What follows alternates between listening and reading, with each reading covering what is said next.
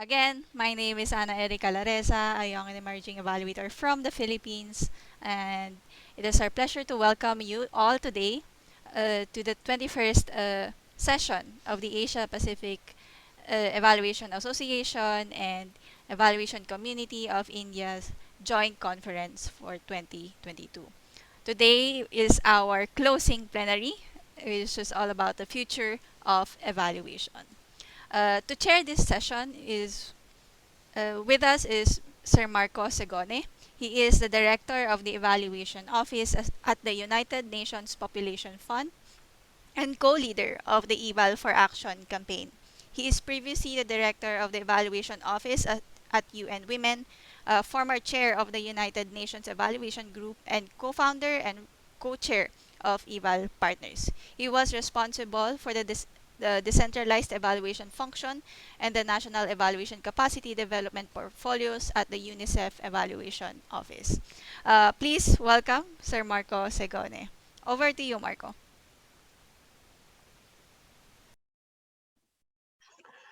Thank you very much, Ana Erika, and welcome everybody to what's going to be a very exciting session because, in an uncertain world, there is only one certainty, and that is that everything is changing very quickly. It goes from the COVID-19 pandemic to the climate crisis to, unfortunately, all the humanitarian situations that the world is living. And so it's very clear that, in a constantly and rapidly changing world, evaluation also has to change accordingly. The business as usual is not going to work anymore. If we have an evolving situation, we also need an evolving evaluation function that is responsive and adaptive, almost in real time, to the changing world. And that's very important because if this is not going to happen, evaluation will not be relevant anymore. So if we want to keep evaluation relevant, if we want to keep evaluation as an agent of change and transformation, then we also have to change ourselves. But the big question is how? And that's exactly the topics of this session. Is really about the future of evaluation, how evaluation should change and evolve to keep abreast of all the changing situations that can be technical, methodological, but also political and social changes. Next slide.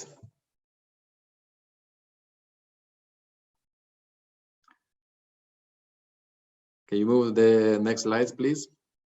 So today we have a great panel, and the session is organized that we will start with a first tour de table with the three panelists, and I will pose them a question just to kick off the discussion. And then after the first tour de table, we will continue and we will open up with a question and answer from your side.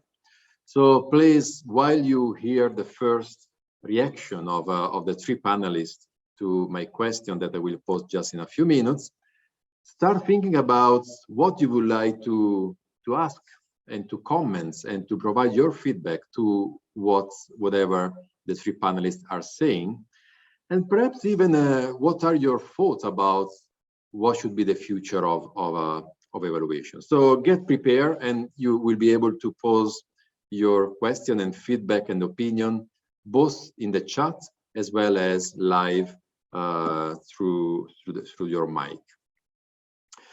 So but let me present you the three panelists. So first we have Professor Raynard Stockman, who is Professor of Sociology and Director for the Center for Evaluation at the Saarland University. And Professor also holds a Master of Evaluation and has a very long curriculum, but I will just move on to the next panelist. Next slides, please. as I'm sure that you already all know Professor Raynard. Then we have Maha Salman, who is Capacity Building Task Force co-lead of Evaluators Pakistan. And once again, I would like to reiterate that even in the composition of the panel, we wanted to make sure of the intergenerational partnership and collaboration.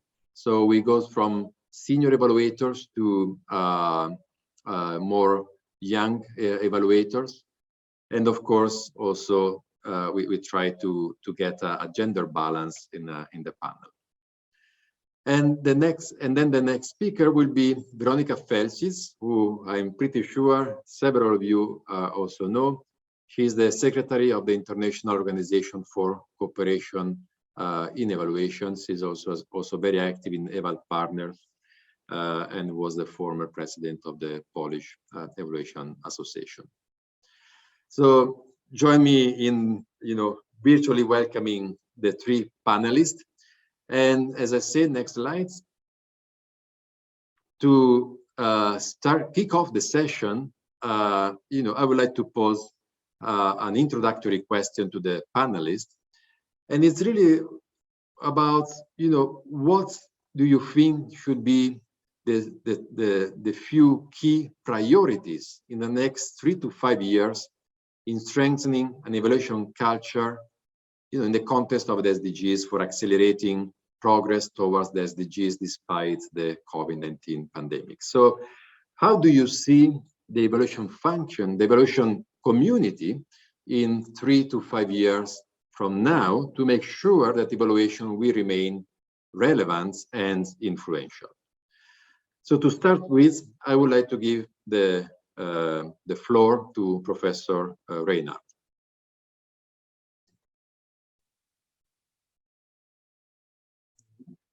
Okay, so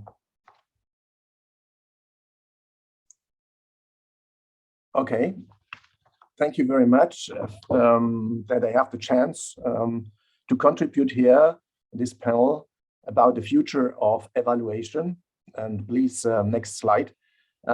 So I would like to start with the idea of evaluation. And actually, evaluation, you can say, is an invention of modern societies. And these are formed by the vision of continuous scientific, technical, economic, and social progress, and the belief in the feasibility and controllability of such developments.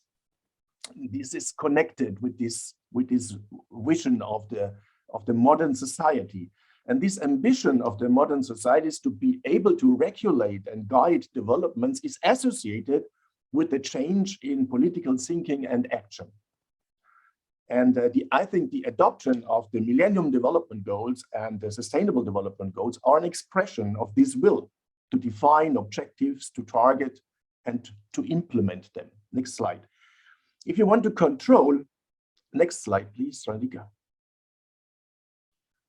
If you want to control, you need to know not only where you want to go, but also how and whether you will achieve your goals. And this requires data, facts, and evidences, and these can be derived from various sources, as we know, for example, from journalistic reports, from statistics, from other reports, and of course, also from evaluations. And this policy shifts towards evidence-based rational governance has not only turned evaluation into a booming business, but also institutionalized evaluation structures and processes in political and social systems.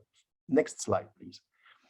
So the evaluation project conducted by the Center for Evaluation examines all relevant countries worldwide using a comparative analysis to determine the extent to which evaluation is anchored in the political, social, and professional system of a country. And subject to an intense analysis were 16 countries in Europe, 11 in North and South America, and 13 in Asia, and an analysis of the African countries is currently in progress. And here is neither the time to present the methodological principles nor detailed results. However, I would like to mention 5 key findings that apply to almost all of the countries that were object of our study on the 3 continents so far, as they are, I think, of great importance for the future development of evaluation. So next slide, please. So one of our most important results is that evaluation is clearly policy-driven. Evaluation is most likely to be anchored in the political system by the use of national and sectoral laws and regulations, in administrative structures, and in cross-sector evaluation practice. Secondly, it's also true that in only a few countries, parliaments worldwide play an important and significant role in the field of evaluation. And thirdly, evaluation is not widespread in the social system. The use of evaluation by civil society organizations, the participation of civil society in governmental evaluation or in media debates about the results, civil society demand for evaluation, and so on, is extremely low.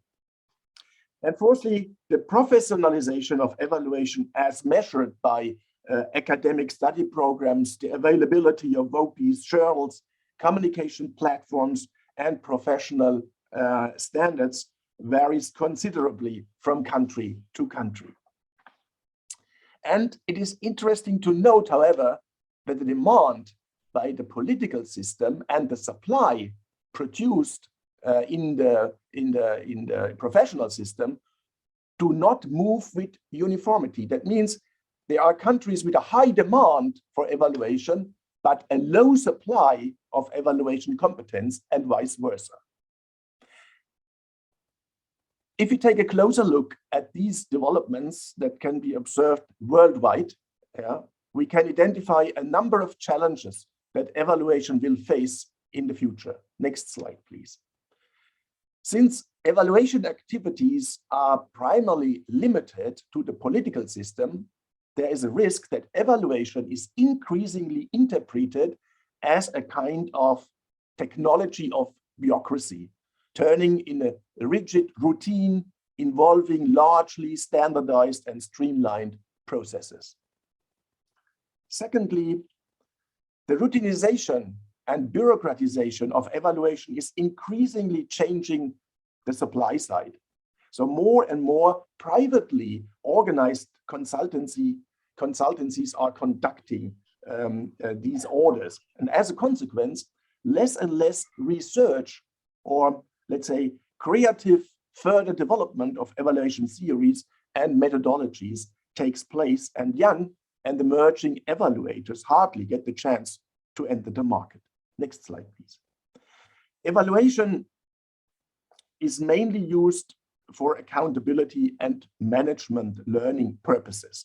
So that means that one important function of evaluation is not really used, and that means that evaluation could shed light on in the public space, could shed light on things going on results, and so the transparency and, let's say, the enlightenment function of evaluation is not really good used. And since in many countries across the continents we have investigated, evaluation is considered as a control tool. So that means that an aversion is shown towards evaluation. Last slide, please. Unlike other professionals, such as auditors, for example, evaluators do not have a certified is not certified, or they don't have an academic title. And this has consequences for the quality of evaluations, since they can basically be carried out by anyone. And evaluation is increasingly becoming mixed with other, mostly management techniques, such as organizational consulting or controlling, but also by performance audits and accreditation. And this leads to let's say, deprofessionalization and evaluation loses its clear task profile. Of course, there are many more challenges that evaluation has to face, but I could not talk about. For example, how to deal with the new technological developments, such as big data, social media, the fake news movement, the consequences of the corona pandemic, and so on and so on. I thought it was more important to focus on the results of our study, which can be considered empirically validated because they cover 40 countries on 3 continents. For us, it is extremely astonishing that despite the great cultural, political, and social differences between these countries, so many commonalities have emerged. So what has to be done? I think about this we will talk then in the next round. Thank you very much for listening. Thank you very much, Raynard. You left us, with the surprise on what needs to be done, because that's what everybody was looking forward based on your first remark. And really, thanks a lot for raising the challenges. That mainly, I think the challenge that you proposed, unfortunately, are very true. And really, I think that if we do not address those challenges, we will, in future, there will be no evaluation at all, because it will simply become, a bureaucratic process,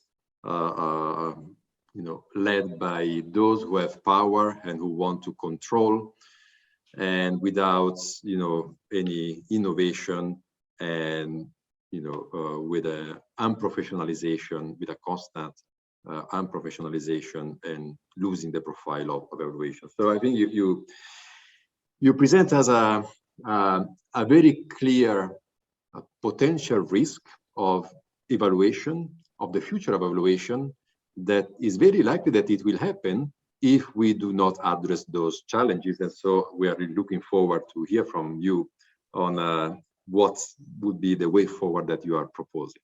But before that, let's move to Maha Salman, who I'm pretty sure she will come from a different perspective because of, her different profile, both, personal and professional profile. And so I'm really very keen to hear from Maha. What's your take regarding what should be the priority for the future of evaluation? So Maha, the floor is yours. Thank you so much, Marco, and thank you so much, Dr. Stockman, for that candid sharing of the challenges. So yes, as expected, Marco, my view is going to be different. So firstly, thank you, Apia and ECOI, for this Festival of the Year. And I'm really honored to be invited to speak to you all in this closing plenary about the future of evaluation. It is a topic that is very close, that gets me excited, and it's very close to my heart, because working in this space as a new, young and emerging evaluator, with so many inspiring leaders and mentors, and working with the young minds, it's given me a lot of hope. Plus, it's not every day that you get to share the stage with legends like Marco, you yourself, Dr. Stockman, Veronica, and everybody here. So after we've heard about the challenges, and very rightly so, they do exist, and we need to be very conscious about all of that, because we really need to recognize and we need to work towards it. But today, in my presentation, I'm going to be talking about the happy endings, or maybe like the happy beginnings, I should say, because I've from my personal experience and the time that I've spent and my learning and my growth, with the experience that I've had. I want to share some of the things why I feel that we should all be proud of the work that we're doing, and why we should step into the future full of hope and possibility. So I do, despite all the challenges that exist, there I see a lot of silver lining. I see a lot of hope for things to get better and for things to improve. So some of the things that you would see on the slide, they basically interconnected topics. So first thing is that the momentum that we have created over the years. It's the shift towards evidence-based policy making. That is really important, and that has helped us a lot overall. It is basically the collaborative efforts and partnerships that have really changed this eco-space of evaluation. We've got the public sector, we've got the private institutions, we've got the academia, we've also got the media, we've got the civil society, the parliamentarians. So everybody has come together. And now that because they're here, I would also like to add that bringing everybody, all the stakeholders together, what has that done is that the power dynamics have sort of revealed. So yes, we're more sort of aware about them. And this is a good thing because now we will be able to somewhat decide the way forward and how things need to be led in future. So yeah, there are, of course, positives and somewhat of a backside of each and everything. But I think that is a good way consultative process has many benefits, and it's basically helped us making evaluations more inclusive. Other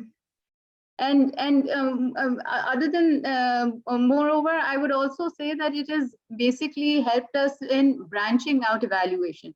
So when it comes to SDGs, we've got goals related to education, health, justice, climate change. So what that all has done is that we're learning from each other, and we're taking inspiration. For instance, the education projects or the program interventions, they're taking some sort of inspirations from the health sector, and they're incorporating those and developing it further. So there's a lot of two-way communication going on, and it's kind of enriching the discipline as well and the profession as well. And because of this sort of, I would say, this collaborative effort and this exchange of ideas, there has been an increased sort of trust and recognition in this profession because of these strong partnerships. And what this has done is that because of that, I feel that there is some strengthening in community ownership. Recently, Pakistan just translated the OECD DAC evaluation criteria in Urdu. So now they're adopting it and using it in Urdu and spreading the message in the local languages to make it more inclusive for the communities to understand better, and the adoptability has increased. So a lot of different countries at national and local level are doing these things to have to give like a very tailor-made approach to evaluation, customizing it how it fits better. So again, that also we're basically, I think we should celebrate the diversity, and it has opened more avenues for active participation. So, you know, the whole idea of evaluation not just be an afterthought. So now, because of this process being inclusive, we have evaluators who are part of the part of this development process since the beginning, since the feasibility study, when they're doing the testings, when they're trying to find out the options, the prototypes, or the deciding what options to go for in the implementation phase. So throughout, we have been able to embed this, you know, evaluation throughout the process. And linking this to, I think that the credit should also, we should also give some credit to the VOPEs and the evaluation communities, how they have sort of given confidence to professionals, evaluation professionals, as well as young and emerging evaluators. So personal experience is that a lot of the times it is the imposter syndrome for the YEs that hold us back. And engaging with this space will give you a lot of confidence, will give you, it will help you learn and grow. There will be times when your preconceived notions will be challenged, and that's a good thing. But it's opened, all these courses, trainings, webinars, all the discussions that are happening. It's a great way. These are amazing platforms for all the YEs to take part in and to learn and grow. So these were some of the thoughts that, and the silver linings or the areas of hope, the buckets of hope that I see for the future of evaluation. Thank you. Thank you very much, Maha, and really very welcome your, fresh perspective, full of hope. And that's exactly, one among many others of the key contribution that young evaluators can bring to the global evaluation community. It's really this new perspective, full of hope, of innovation, of inclusiveness.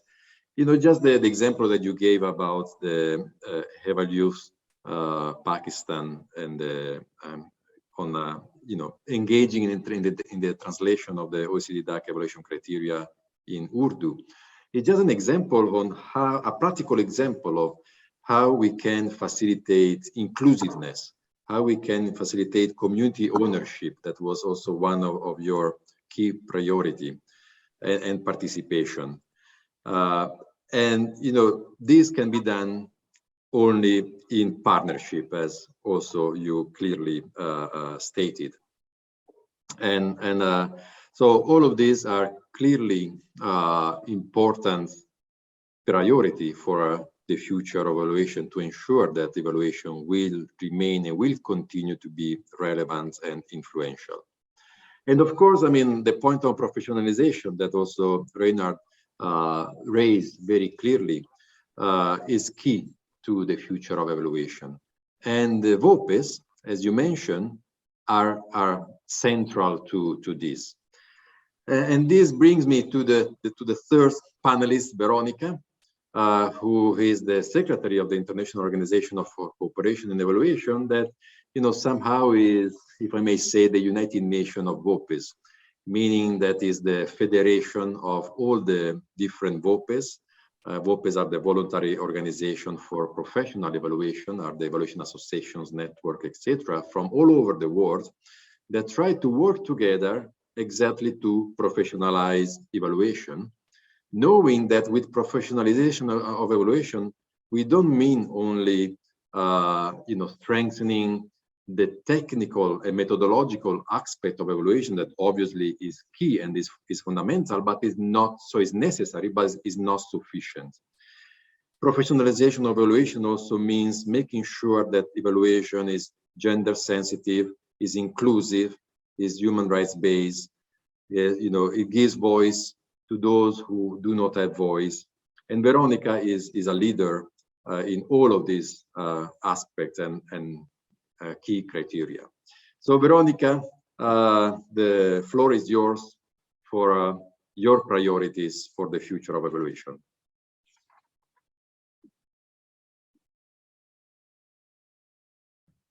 Thank you so much for the introduction, Marco. Thank you so much for the introduction, Marco. I hope this will work. Do you see the slides? Yeah, thank you so much. Yeah, of course, the closing session of such a beautiful event that I again can be part of celebrating APEA for the wonderful ideas that you have is part of celebrating global community of evaluators and of evaluation organizations. But I'm coming from a quite disturbed part of the world right now, and I will need to find myself somewhere in between Professor Stockman speaking about the challenges, and I see already learning path towards Professor in terms of building my slides, but at the same time, realistically looking at the hopes and the possibilities of the young and emerging evaluators. So I think on the one hand, this is great to celebrate great achievements of the international evaluation community, but at the same time, the challenges that were outlined in the different sessions of the whole EvalFest and of the different speakers that were speaking about geopolitical difficulties needs to be also underlined if we're speaking about the future. So if we speak about what we need to be achieving with SDGs, with all the common frameworks of speaking about sustainable development of social justice, this is basically the graph where we are supposed to get, but where we're heading, and with all the pledges and also pledges of the COP26, where we're heading. So what we hope for is quite different at this moment. And if you remember the elephant exercise, at least in our region, we had often the kind of parts of elephant where you see them from different perspectives, and that is why you need to get into the picture all of the stakeholders. I think the big elephant in the room is exactly the geopolitical power dynamics that needs to be spoken about in an event like this. Because we're not heading in the right direction. And if you see this graph, it's just all something that we already know, that global north is very much responsible for the atmospheric colonization, because it's taking over 92% of all wealth resources. And meanwhile, the South is suffering 90% of the costs and 98% of the climate related deaths. So as I said, it's not always the beautiful and celebrating picture, because we need to be aware also of the challenges. And we, if we are speaking about how we live and what kind of resource digestion we have in the global north, this is also what we are having in the global south, paying for the cost of that climate inequality, and putting many countries in climate vulnerability. And I think this is something that we must be taking into account in evaluation of the future. Second thing, if we're speaking about the social justice, speaking about what transformations needs the evaluation, right? We often say we need to decolonize evaluation. This is very much in the picture. First of all, the climate disruption evidence, but very much the social inequalities, both on a global scale, but also on a societal scale, where reaches 10% of the world is holding 76% of all wealth. And in fact, pandemic has only strengthened this trend, as it was the steepest increase in the global billionaires' share of wealth. So this is the picture in which we need to be conceptually putting our minds as evaluators. And although environmentalists are still claiming that the peaceful decline and good resource division, just resource division, is still empirically possible, it is very much something that we must absolutely focus in a transdisciplinary way among many different professionals, getting out of our shell of evaluators when we often feel the safest.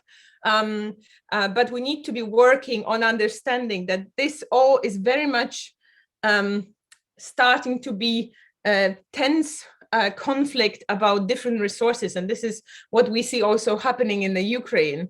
And sorry for this, but I'm coming from Baltic countries right now, and this is part of also understanding how much rich in resources some of the countries are. So in fact, the real challenge for us as evaluators in the future is to how to radically transform our societal and economical organization as a globalized world that led to prosperity of only few and assure safe operating space within planetary boundaries for us all, which is extremely difficult concept taking into account the colonial mindset that has been also presented in the last Glasgow COP. And this is the transformation we're speaking in a matter of decades, not ages. So I think this is really important for evaluators to know that the growth is inevitably coupled with high energy and resources demand, that the green growth itself is not possible because it takes all the constantly needs resources, and circular economy, although it's an important concept that we're discussing, and we need to understand how can we use more of what we used in the first stage. It's still self-conflicting concept to a certain extent because of entropy introduced to us by the simple laws of thermodynamics. So first of all, it's important to understand that without steady decline of the use of resources in the global north and more of a social justice for the global south, we won't be able to really, as evaluators, contribute to finding good solutions. And in general, we need to understand this framework, this geopolitical framework, of not possible growth on a limited planet for us all. Dropping measures like GDP and using other measures for the human well-being. At the same time, understanding how we as evaluators can contribute better to more just distribution of welfare, and understanding where we need to scale down the unnecessary production, which is just stimulated for the capital accumulation. So I'll come back to this, and I'll come back to developers, because this is the promise that we made for the second part of this panel, where we're going to be speaking also about very concrete solutions and very concrete recommendations. But thank you very much for listening for now. Thanks a lot, Veronica, for a very powerful perspective. And of course, I mean, you rightly reminded us that everything in reality boils down to the power dynamics and power relationships.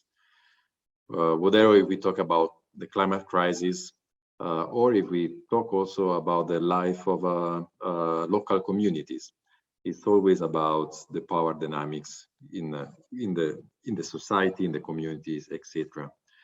And of course, I mean, I love your statement that inequality is a political choice. It's not something natural that there is nothing to do against. But as you say, it is a political choice in the context of this power dynamics. And so, the big questions, I think, now is really moving in the second part of the session, is really to focus about, so given this context that the three of you presented, what should be the strategic role of evaluation to make sure that evaluation will be transformational, to make sure that evaluation will contribute to a better world, to make sure that evaluation will contribute to addressing those challenges that the three of you clearly raised. So I think that will be, to me, from my side, the key question for the next round and tour de table. But before giving the floor to the three panelists, I really would like to invite participants to also pose their own questions and their own comments on what we have heard so far. And as I said, you can do it either through the chat, or you can raise your hands, and I will give you the floor to pose your question verbally. So far, we have a couple of points raised in the chat. One is from Tashi Dendub, and he's saying, until now, most of us were using the title Young and Emerging Evaluator loosely, going by the criteria of Evalu's global network. However, in one of the earlier sessions by professor from Japan, the Japan Evaluation Society provides some certification courses for one to be qualified as young and emerging evaluators. Can anyone clarify on this? And I'm not sure if the three panelists have the answer, as is specifically related to the Japan Evaluation Society.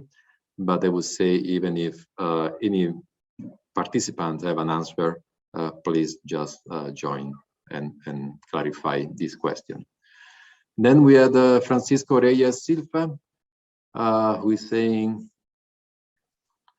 an exponential contextualized in today's M&E world, addressing the most important aspects that affect a career as an evaluator. Congratulations. So it's more of a comment rather than a question. And I see that Keiko already answered the question from Tashi regarding the Japan Evaluation Society. Thank you very much, Keiko, in the chat. And then we have from Sabine Sharik, won't be the availability and collection of useful data a future challenge in evaluation? So with this, I would like to give the floor back to the panelists. Mainly the question that we have is about availability and collection of useful data as a future challenge or priority in evaluation.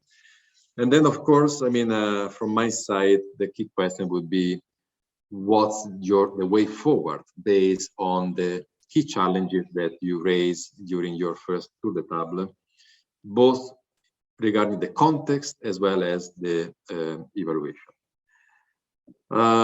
So I don't know if there is one of the three panelists who would like to go first. If so, just take the floor. I'm ready to go. Please, go ahead. Okay. Yeah, thank you, Marco. Yeah, I just would like to remember you that the following recommendations I would like to present to you and Randika, so we now need the slide for that, that these recommendations, yeah, are based on 40 country case studies written by national evaluation experts. I have mentioned our project before, the evaluation globe, where we want to find out how is evaluation institutionalized in the different countries. And as I said before, it is absolutely astonishing for us that there have been so many similarities identified. And so in the next step now, I want to present you some recommendations how we can face these challenges.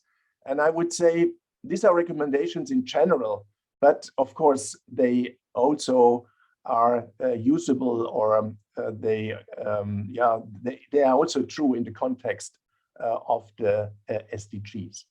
So the first, I think, recommendation is that, because our evaluation globe studies have shown that evaluation is mostly institutionalized in the political system, and there it has been shown, if you compare the different case studies with each others, that in the countries where there are clear rules and laws to enforce evaluation, that in these countries then also there is more evaluation practice. Of course, this is not a sufficient condition, but it is a very helpful one. And therefore, it's the recommendation parliaments should seek for passing laws and regulations that prescribe the use of evaluation. Secondly, up to now, evaluation is primarily an instrument of the executive branch and is used as, let's say, as a management tool. So I think more awareness building is needed to convince the legislature, especially the parliaments, of the usefulness of evaluation.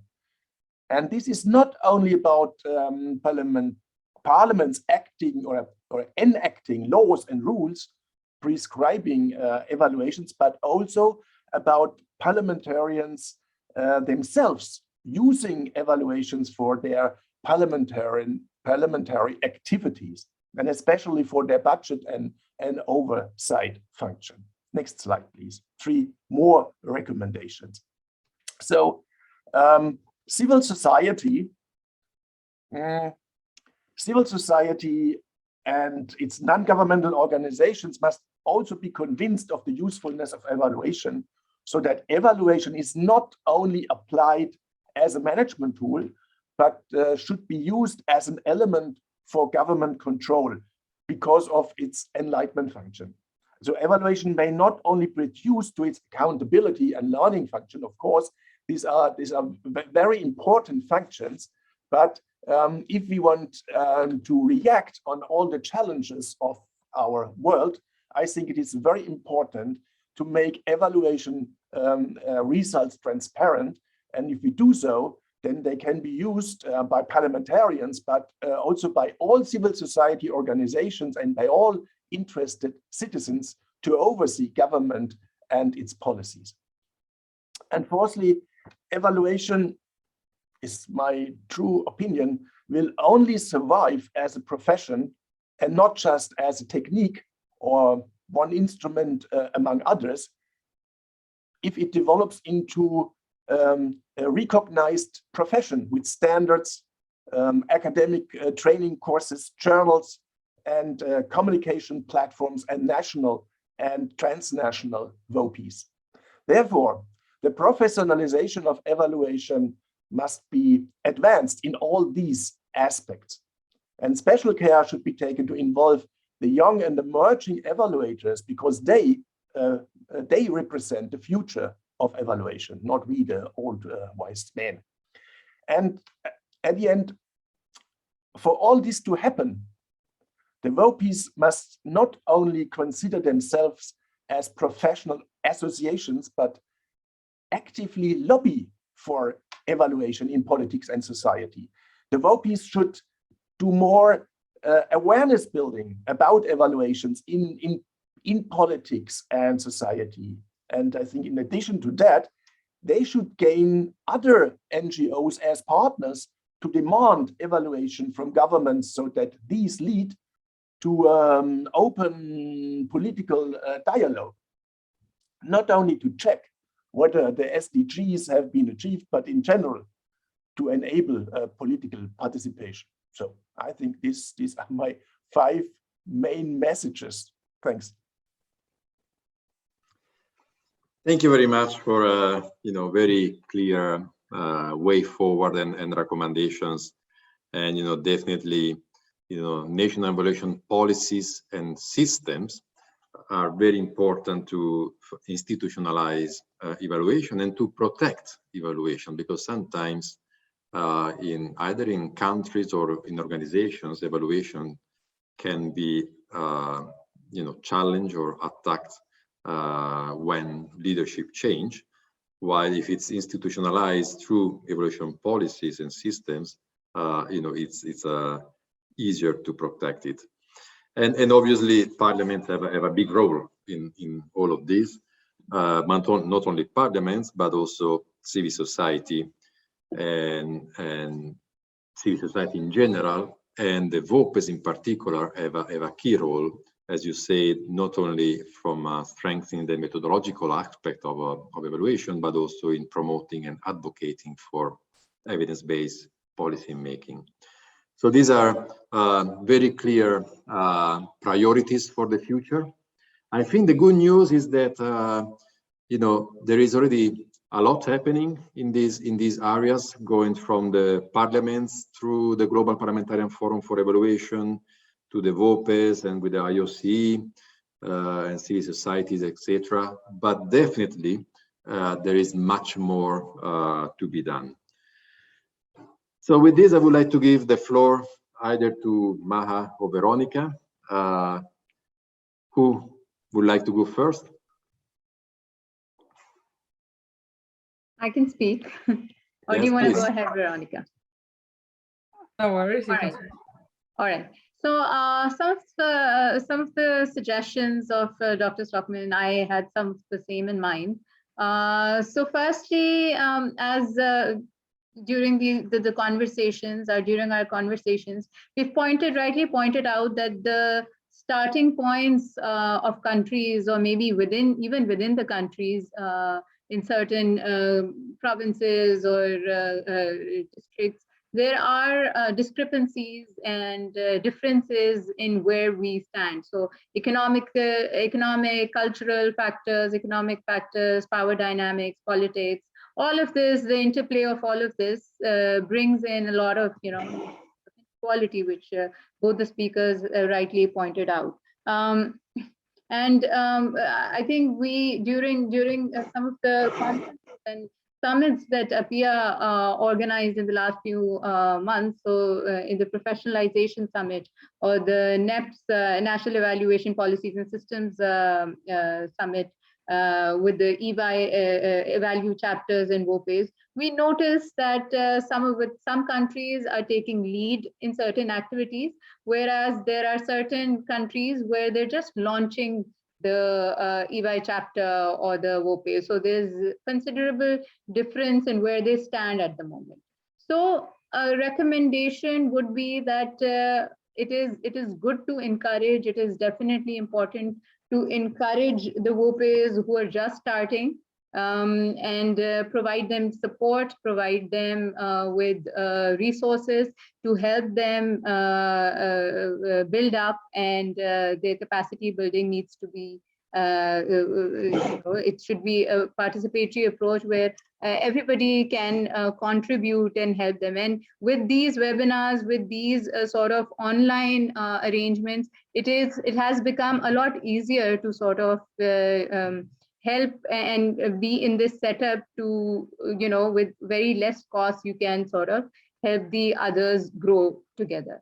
And I think these regional platforms and conferences are doing a great job to sort of bring everybody together and help each other out. So that's number one. Second, I would say that again, I think I am focusing a lot on collaboratory efforts and partnerships, because I see a lot of potential over there. We just a few hours ago, we launched the Brown Bag series on regional evaluation strategy, Asia Pacific regional evaluation strategy, which has 8 themes, and we're basically the aim of the Brown Bag is to have a very quick follow-up with the activities and plans of evaluation communities, evaluate chapters, parliamentarians. So it is something that will help us identify the best practices, learn from each other's challenges. So all these discussions, all these idea sharing helps us also not just develop more resources regarding evaluation, but also untaps or uncovers or makes us, we can candidly talk about the challenges that are existing, which are sometimes, and a lot of the times, invisible.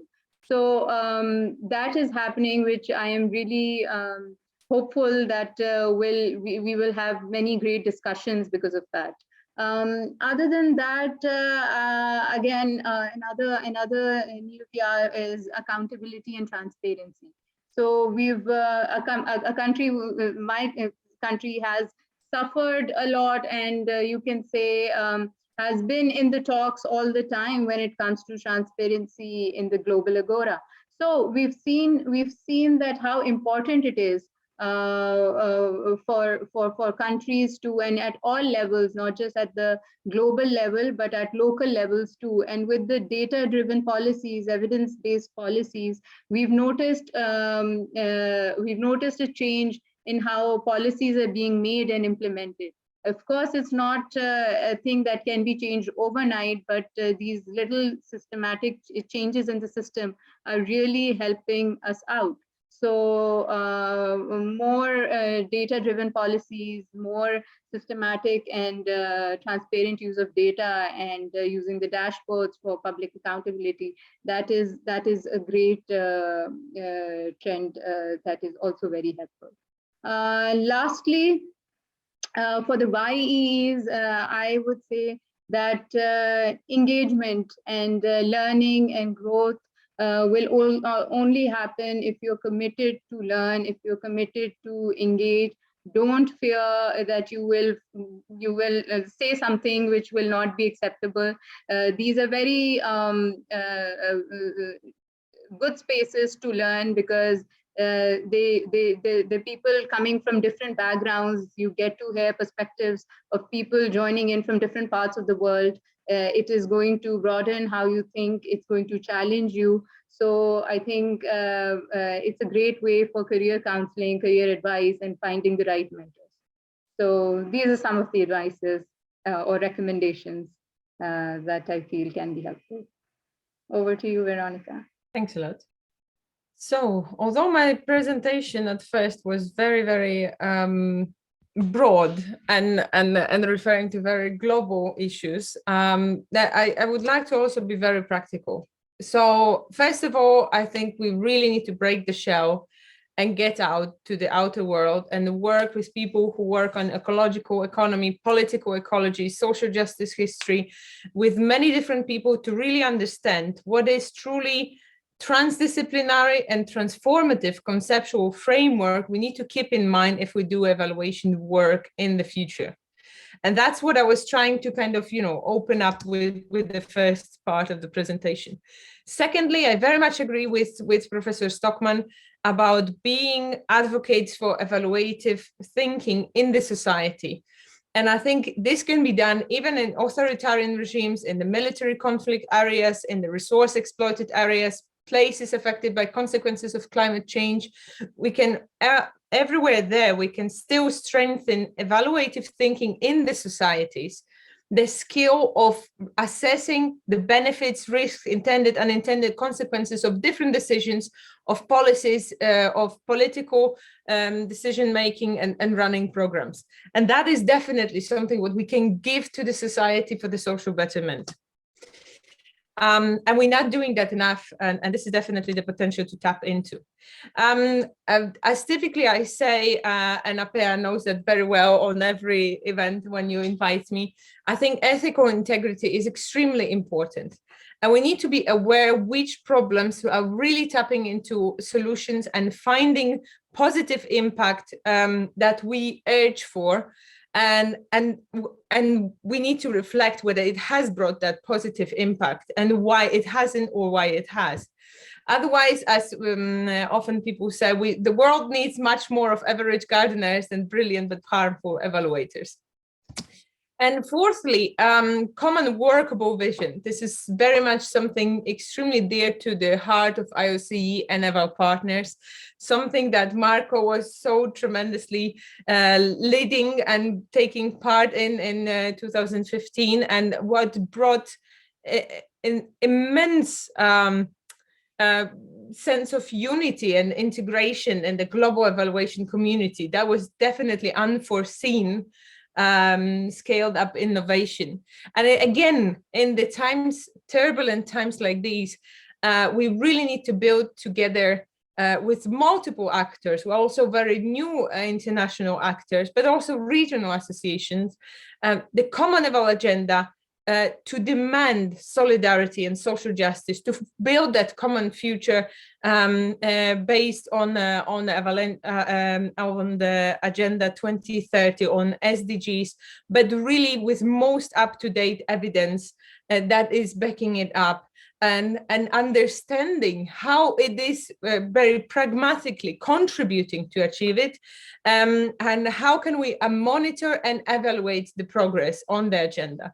And this is extremely important. And finally, I think relating to what Professor Stockman also said in his fifth recommendation, I also want to close with saying that VOPEs are really campfires and peacemakers and in a way, you know, the groups that are helping individual evaluators find some rest, some understanding, some shared understanding. And at the same time, those are very often evaluation creativity hubs. So they are very, very important actors. And all of the new international actors in the global evaluation community also acknowledge that.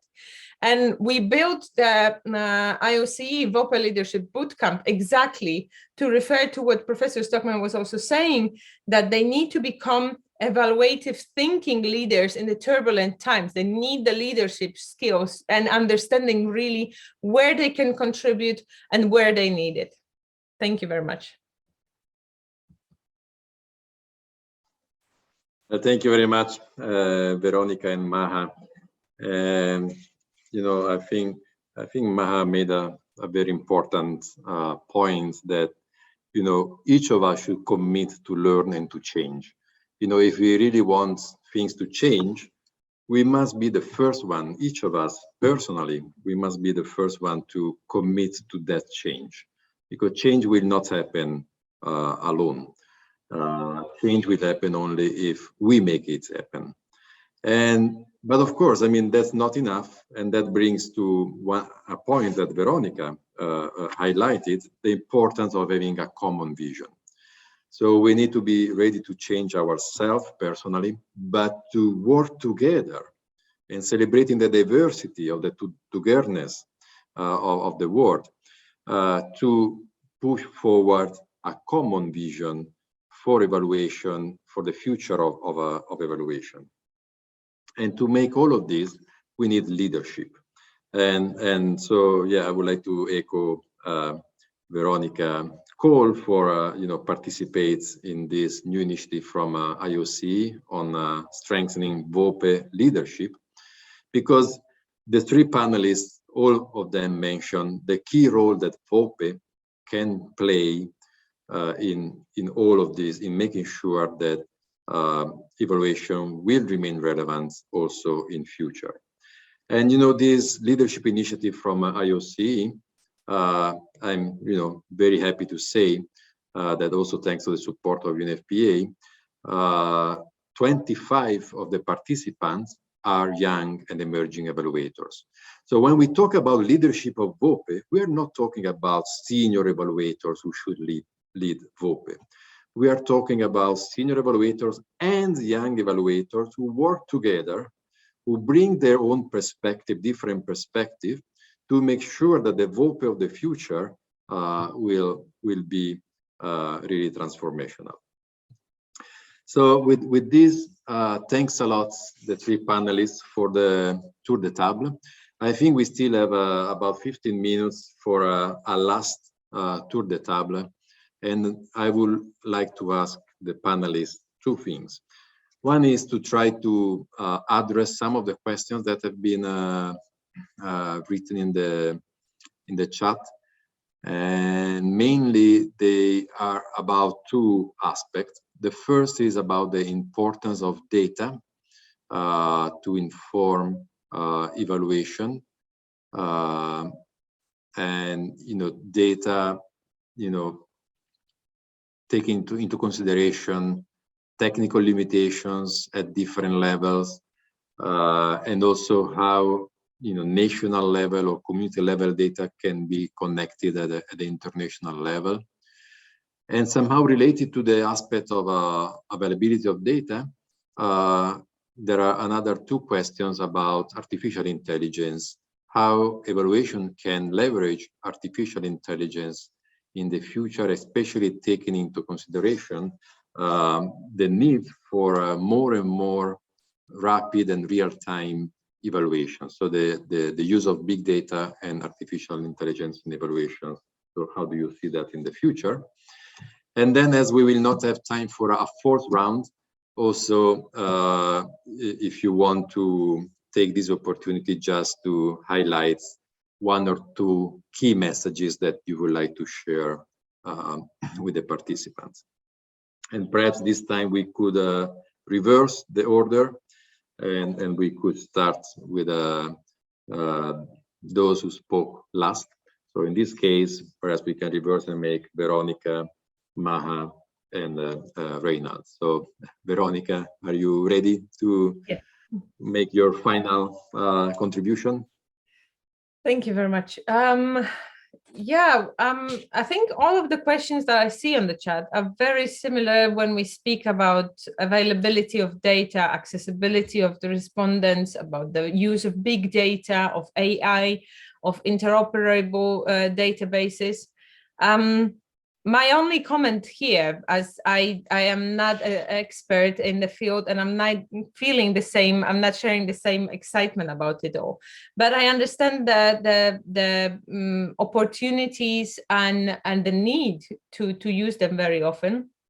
But as we say, data is the new most precious resource. And this is the new gold, or it has more of a value than gasoline.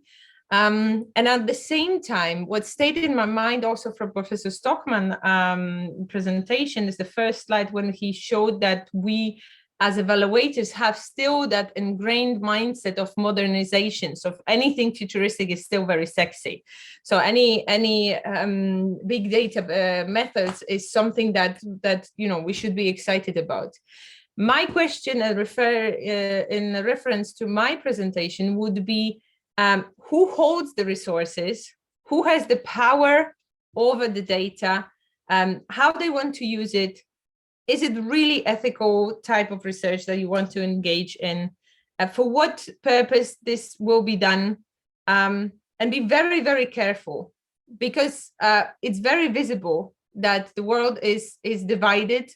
And to find common ground, it's not easy. So I would not be simply excited about it. I would be very much making sure I'm self-evaluating for what purpose is being done.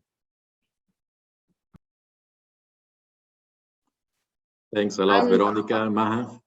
Sure. I'll add to what Veronica said. So basically, yes, data is the new gold, or the new Bitcoin or crypto or anything that's more valuable. So I'm a data freak. I love data. I've been using it, and it just gets me really excited.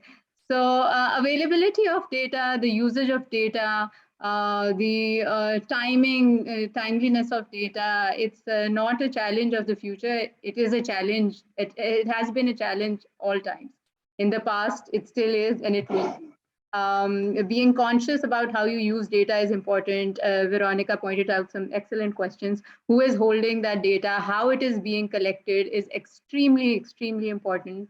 And how it will be used, what sort of frameworks that you use, the methodology, the analysis framework, each and every little detail can make a big difference in how you see data and how you interpret data. So it is no one worded answer of this question, because it is a very complicated process. At the end, in a report, you just see a number, 80% of XXS or ABC, or just one stat. But what goes behind the stat is really, really important. And while reading the reports, I think the readers should be very conscious what sort of statistics they're consuming. And it's not just when we talk about data, it's very easy to assume that it is usually a number or going to be a digit or a stat, but all the qualitative data that is coming in, of course, that is extremely important as well. All the insights that are coming from the focus group discussions or field visits. I think at times these two sort of, the qualitative data versus the quantitative data, at times they tell you completely two different stories. So using these mixed methods is always a helpful approach to sort of triangulate both the data sets. that you're going to be using. And when it comes to artificial intelligence or using big data, I think there's a lot of potential. Yes, at times, a lot of data, collecting too much data is a problem, and that is not a good strategy. Of course, it requires a lot of finance, it requires human resources, there is a lot of cost attached to it and effort. But there are times when it is helpful. For instance, we've seen that when COVID picked up and field monitorings were not possible, there were ways to collect data electronically and digitally, and it was a helpful process for a lot of projects and interventions where accessibility is a problem. And not just with COVID, but in certain areas where security concerns remain really high, it is always that option that can be availed. At times, it is not the best data, but for proxy, it can be used as a proxy data and can be used to make some sort of calculated assessments. But saying that you really need to state your assumptions and state the risks, and before be very conscious about using the data that you are going to be using. Yeah. Okay. Thank you very much, Maha and Raynard. Yeah, so I think our problem is not that we will not have enough data in the future. I think the problem is that we may have too many data, and that the problem is that we have to select the important data out of all this waste. And so I'm convinced that we will develop as evaluators new technical instruments and methods, and how to analyze this data and to investigate and open new data sources. But for me, this is not really the decisive question for the future of evaluation. So we can adapt to them, and I'm sure that we can manage it. But I think what's decisive for the future of evaluation is really how we develop as a profession. Otherwise, others will take over. The auditors and the accreditators, the organizational consultants, and so on. And if you have a look, you can see that in the moment they use evaluative techniques in their profession. And so, okay, what's special with the evaluators? Others are doing the same thing. Why do we need you? I think that is a very important issue for the future, how we develop us as a profession. And I think the second thing is, as I said, evaluation is very good anchored in the political system, more or less. But in the society, in the social system, evaluation is not really a topic. And I think this has to be changed if we want to have a future. That the parliamentarians, that the civil society is interested in evaluation and wants to participate in evaluation, is demanding for evaluation. To put pressure on the governments to do this. I think this is a second very, very important issue. And a last comment I want to give to the message: if evaluation is really also an instrument which could be used in authoritarian regimes or in military conflicts, I doubt on this very much, because I think, okay, if evaluation is seen as a technocratic instrument to improve the effectiveness and the efficiency of a program, of course, then also in a dictatorship, evaluation could be used. But by whom? By the persons who have the power and who maybe want to use these instruments to control us, to control and to supervise us as citizens. So I'm really very skeptical if this goes together. And just a last experience, or I have had a few years ago, I have had a chance to give a lecture in Moscow in Russia about the use of evaluation. And then I gave my presentation, and then the end, as we always do, there is a question and answer session. And then I was asked by a guy, yes, what do you think, Professor Stockman? Is evaluation also usable in the military context? Oh, and I stopped a moment thinking about that. And I said, well, I never have thought about that. But of course, it's also usable in the military area. And you can find out what works best, how to kill people best. Yeah. So I'm very suspicious how evaluation could be used in such regimes, in such contexts. And so I think in some way, even if we define it in a very broad sense, I think democratic society and evaluation has to go together. Because if evaluation also means we make our results transparent to others, to discuss this result in an open dialogue, then you need at least an open society. Thanks. Thank you very much. And I think this brings us to the last part of this panel. Perhaps, Randika, if you can take out the slides so that we can see those who are around. So just before I give the floor for the vote of thanks. I think Veronica has raised her hand.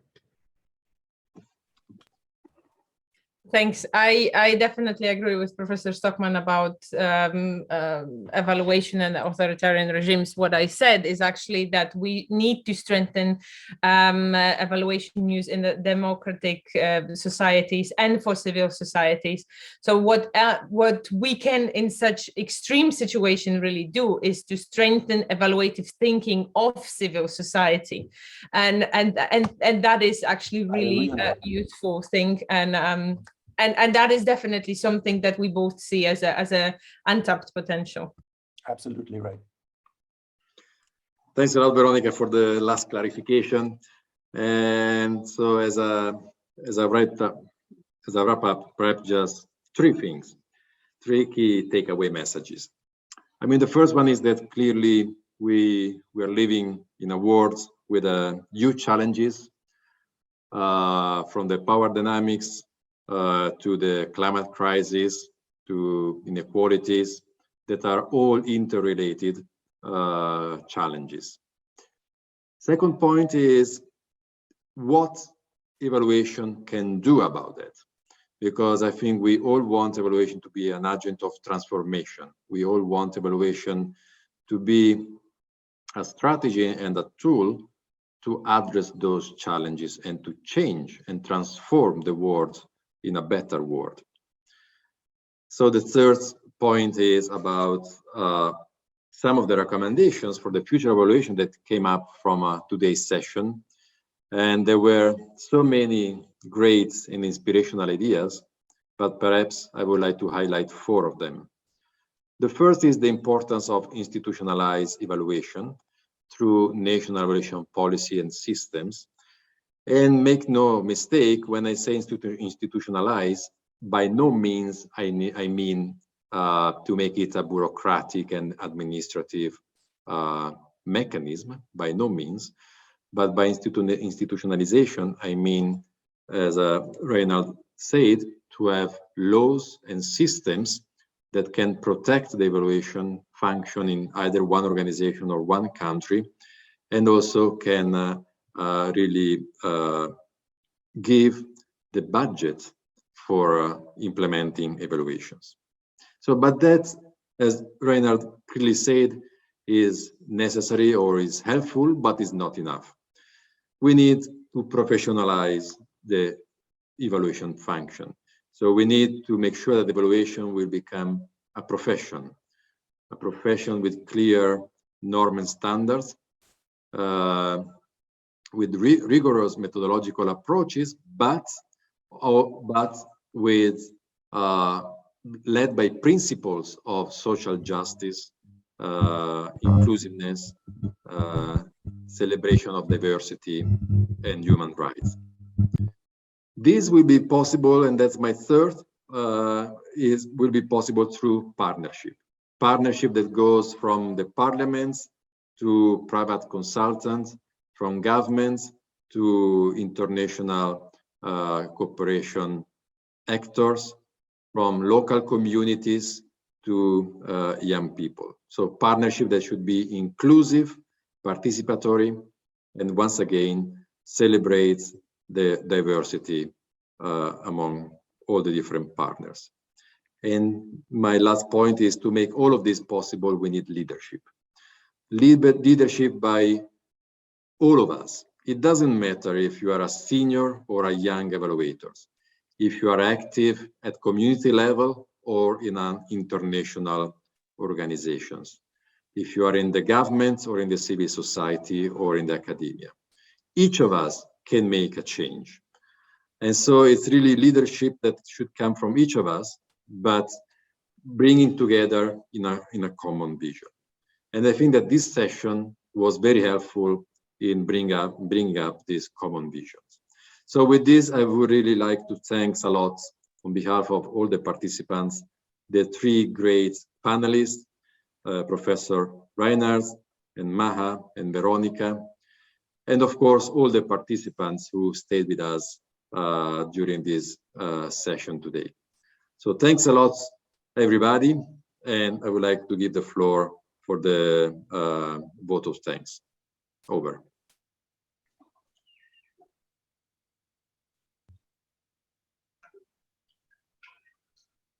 Thank you, Marco, for great chairing this session, and also the panelists. I know that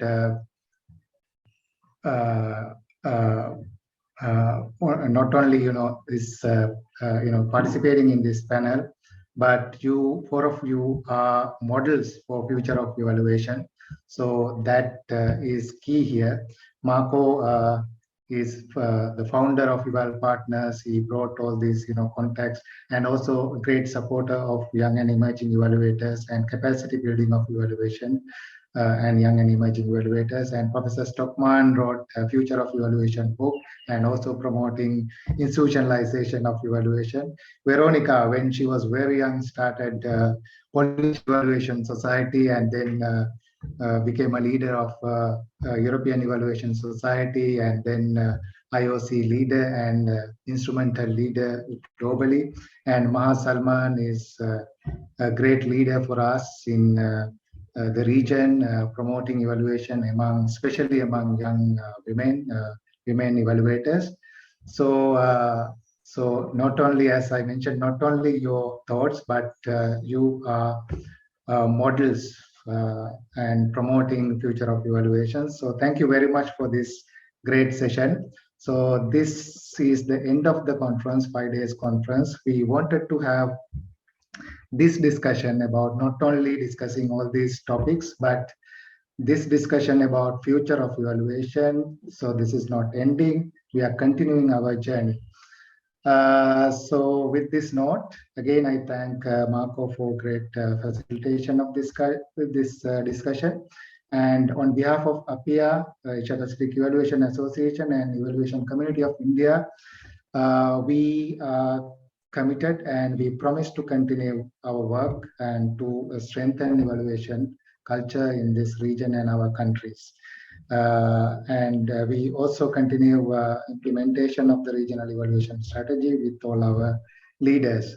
Now, as we talk about future of evaluation, I have to pass the baton to young and emerging evaluators. So we have two young and emerging evaluators ready to take the floor next. Let me quickly introduce Yeti Walker. Yeti is the co-leader and co-leader of Evaluate Asia and Evaluate India, and co-group member of Evaluation Community of India. At present, he is a PhD scholar at Center for Technology Alternatives for Rural Areas at IIT Bombay. And his research area is M&A systems and capacities in India. At the same time, he is very much involved in a lot of work in the region, as well as a strong member of the conference organizing committee. Let me also introduce Randika Dimel. He is a former board member of Sri Lanka Evaluation Association and co-leader Evaluate Sri Lanka and Evaluate Asia. He has worked in Africa, Asia, and Americas on evaluation projects. His research interests are rural livelihood, gender, agriculture, and education.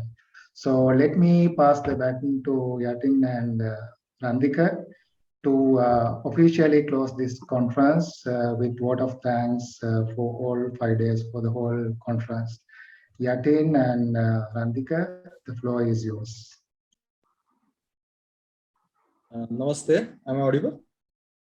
Yes, we can hear you. Yes, Yatin, please. Namaste. Good evening, good afternoon, and good day to all of you who have joined us from across the globe. After 5 days of intensive workshops and sessions, we have now come to the end of the joint conference titled Towards a Vibrant Evaluation Ecosystem, Creativity, Collaboration, and Convergence, the third Asia Pacific Evaluation Association Conference and Evalfest 2022. This event had 3 pre-conference workshops and 21 sessions during the conference. There were over 85 speakers, including session chairs, moderators, and panelists. Our speakers joined us from across the globe, from the Pacific Islands to the Far East, to Canada and Latin America, to the Far West, making this a truly global conference. This event saw participation of over 600 people, again from across the globe, and people joining despite extreme time differences. While COVID-19 forced us to do this online, it also permitted us, all of us, to attend it from distant lands without worrying about travel, funds, and leaves. We wish to mention all our partners who made this event a success. The main organizers, Asia Pacific Evaluation Association, Evaluation Community of India, Development Monitoring and Evaluation Office at Niti Aayog. Our sponsors for the event, United Nations Population Fund and Independent Evaluation Office at Global Environment Facility. Our other partners, Eval for Action Campaign, Institute of Social Studies Trust, Eval Youth Asia, Eval Youth India, Interregional Initiative on Professionalization of Evaluation, Institute of Rural Management Ananda, LEAD at Kriya University, Asia Pacific Communication Hub, Arantan, and the Abdul Latif Jamil Poverty Action Lab, South Asia. While reading out the entire list of speakers is not possible here, we want to mention a few important names. Stalwarts who have stood by us in all our events and came when we called them. These include, but are not limited to, Marco Sigone, Director of Evaluation at UNFPA, Dr. Sekhar Bono, DG at DMU, Emmanuel Jimenez or Manny, DG at Independent Evaluation Department, Asian Development Bank, Gabriela Renteria, Chair of Evaluate Global, Rob Van Diver, former President of IDEAS, Dr. G. Narendra Kumar, DG at NIRD, Hashim, Chair of GPFA and Member of Parliament in Sri Lanka, Dr. Shyam Singh, Associate Professor of IRMA, Professor Raynard Stockman, Professor of Sociology and Director of Center for Evaluation at Saarland University. We would also like to thank all the organizing committee members, especially Asela Kalugampitiya, Dr. Rajiv Nandi, and Dr. Rashmi Agrawal for working tirelessly for over 6 months to make this event a success. Also, we would like to thank Yeti Walker for all his work in recruiting and managing the volunteers for the event. We are grateful to the Asia Pacific Communication Hub members and especially thank Hasiti Samarasinghe for leading the communication campaign successfully. The event would not be successful without the support of production team members led by Ranika Demel and Kamalika Mukhopadhyay. Kamalika also handled the conference secretariat for us. We thank all the members from all 5 production teams. The teams were led by Madhuka Lianagamage, Salman Maqsood, Punya Lakmini, Tashi Chodan, and Tashi Nendu for the conduction of the sessions. We would also like to thank all the participants for attending and actively participating in this conference. Hopefully, this conference has helped you to enhance your knowledge of the evaluation field and take away learnings for your professional careers. Finally, we would also like to wish all the participants best of luck in your careers. Please stay in touch and stay tuned for other events organized in the Asia Pacific region. Until the next evaluation conference in Asia Pacific, hopefully in person, goodbye and stay safe.